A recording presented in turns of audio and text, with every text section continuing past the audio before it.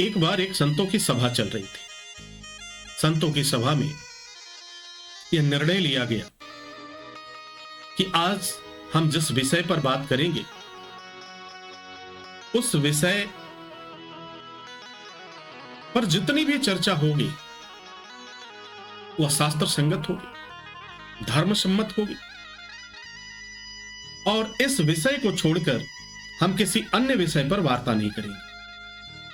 सभी संतों ने हामी भरी। उसमें एक संत को सभा अध्यक्ष बनाया गया और सभा अध्यक्ष बनाने के उपरांत प्रश्न रखा गया कि आज का विषय क्या हो। तो कई संतों ने मत रखा कि आज यदि हम इस विषय को लें कि कलयुग में पाप का अंत कैसे हो। अगर कलयुग के प्राणियों के द्वारा, कलयुग के मनुष्यों के द्वारा पाप कर्म किए जा रहे, उससे उन्हें मुक्ति कैसे मिलेगी, यह विषय कैसा रहेगा। जैसे ही एक संत ने सुझाया, सभी संतों ने हाथ उठा करके अनुमोदन किया कि यह तो उत्तम है। आज की चर्चा का विषय जो होगा यही होगा महाराज कि हम पाप से मुक्ति कैसे पाए। इस पर चर्चा प्रारंभ हो। सभी संत अपनी अपनी मत कहने लगे। सभी अपने मन के मुताबिक, अपने मति के अनुरूप पाप का वर्णन करने लगे। यह सभा कई दिनों तक चली, क्योंकि पाप से मुक्ति के लिए सबसे पहले यह जानना आवश्यक हो जाता है कि पाप क्या है। पाप हम किसे कहते हैं, पाप की संज्ञा क्या है और पापी कौन है, और दंड किसे देना है। पाप को दंड देना है या पापी को दंड देना है। संतों की यह सभा कई दिनों तक चलती रही। किसी ने कहा कि पापों का शमन होगा यदि हम नाम जप करते रहें तो पापों का शमन हो जाए। एक संत ने कहा कि हम भगवान के नामों का जप करें तो हमारे समस्त पाप समाप्त हो जाएंगे। एक दूसरे संत ने इसका खंडन किया। दूसरे संत ने कहा कि महाराज, आप सुबह से लेकर के शाम तक नाम जप करते रहो और प्रतिदिन पाप कर्म करते रहो, तो क्या उसके बाद भी आपके पापों का अंत हो जाएगा। वह संत निरुत्तर हो गए और अपने स्थान पर बैठे। दूसरे संत ने कहना प्रारंभ किया कि हम अपनी तपस्या के बल पर अपने पापों को समाप्त कर सकते हैं।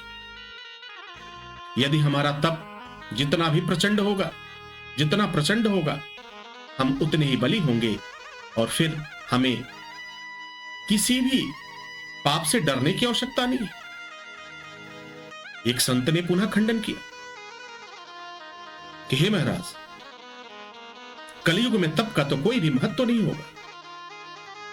कलयुग में तो चारों तरफ लूट मची होगी, एक दूसरे से छल किया जाएगा, एक दूसरे को धोखा दिया जाएगा, भाई भाई का दुश्मन होगा, दूसरे की संपत्ति को हड़पने की होड़ लगेगी और मनुष्य केवल झूठ ही बोलेगा। तो उस परिवेश में क्या तपस्या और तप की परिकल्पना की जा सकती है। वह संत भी निरुत्तर हो गए। वह संत अपने स्थान पर बैठे। दूसरे संत महाराज खड़े हुए। उन्होंने कहना प्रारंभ किया कि कलयुग में भगवान के नाम का जप निष्पाप मन से अगर किया जाए तो पापों का शमन हो जाता है। पुनः एक संत खड़े हुए। उन्होंने इस बात का खंडन किया, यह परम प्रभु, निष्पाप मन हम कैसे करें। अगर मेरा मन निष्पाप होता तो फिर हम पाप करते ही नहीं। अगर मेरा मन निष्पाप होता तो फिर हमसे पाप कर्म नहीं होते। लेकिन यह सत्य है कि हमसे पाप कर्म हुए हैं, अर्थात मेरा मन निष्पाप नहीं था। अब प्रश्न यह उठता है कि अपने मन को हम निष्पाप करें तो कैसे करें। हमारा मन निष्पाप होगा कैसे। यह सुनकर के वह संत पुनः बैठ गए। एक संत एक बात कहता, पाप को समाप्त करने के लिए, पाप से मुक्ति पाने के लिए जो भी साधन बताता महाराज, दूसरा संत उसे खंडित कर देता, और तर्क भी उचित है। अब जरा आप खुद विचार करो महाराज, आप रोज झूठ बोलो, रोज धोखा दो, रोज जीव हत्या करो, रोज मांस और मदिरा का सेवन करो, अपने भाई की जमीन हड़प लो, लोगों को कष्ट दो, लोगों की संपत्तियों को हड़प लो, लोगों को अपमानित करते रहो, और प्रतिदिन ओम नमः शिवाय, ओम नमः शिवाय करते रहो। अब जरा खुद विचार करो, स्वयं विचार करो, आपका अंतर मन क्या कहता है? क्या परम पिता परमेश्वर को इस बात का ज्ञान नहीं है कि आप किस तरह से मूर्ख बनाने का प्रयास कर रहे हो? किसे मूर्ख बना रहे हो? अपने आप को मूर्ख बना रहे हो। परम पिता परमेश्वर को हर एक बात का आभास है, उनसे कोई भी चीज छुपा हुआ नहीं महाराज, हर एक चीज उनके नजरों में है। और उसके बाद भी आप कहते हैं कि हम ऐसे अपने पापों का शमन कर लें। सभाएं चलती रही, सभाएं चलती रही। अब उसमें एक संत खड़े हुए, उन्होंने कहा कि जितना मेरी समझ है और जितना मैंने गुरुदेव भगवान से सीखा है, भगवान भोलेनाथ की कृपा से जो मुझे आशीर्वाद मिला है, जो मुझे मां जगदम्बा की कृपा मिली है, उस मति को धारण करके मैं अपना वक्तव्य कहता हूं। वह संत कहना प्रारंभ किया। उन्होंने कहा कि यदि कोई भी प्राणी अगर पूरे जीवन प्रयत्न पाप करता रहा और अब उसे ऐसा महसूस होता है कि वास्तव में मैंने बहुत पाप किए, मैंने बहुत बुरे कर्म किए, मन में उसके पछतावा है, आत्मग्लानि हो रहा है, अगर इस तरह का भाव है और वह भगवान शिव पर जल अर्पित करते हुए भगवान शिव के 4 दंडों का दर्शन करे, तो उसके पाप भगवान शिव क्षमा कर देते, कम कर देते।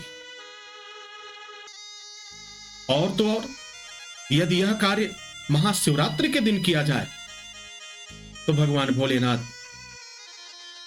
उसके समस्त पापों को का शमन करते हैं, उसे समाप्त करते हैं और उसे अभय दान देते हैं। सभी संतों ने इसका अभिवादन किया, कहा बात तो उत्तम है। अर्थात यह सिद्ध हो चुका था कि पापों का शमन करने में अगर कोई सामर्थ्यवान है तो वह शिवदंड है, भगवान भोलेनाथ है। इनके अलावा यह संभव नहीं है कि पापों का शमन हो सके। लेकिन उसमें आपकी आत्मग्लानि और प्रायश्चित होना बहुत ही अनिवार्य है महाराज।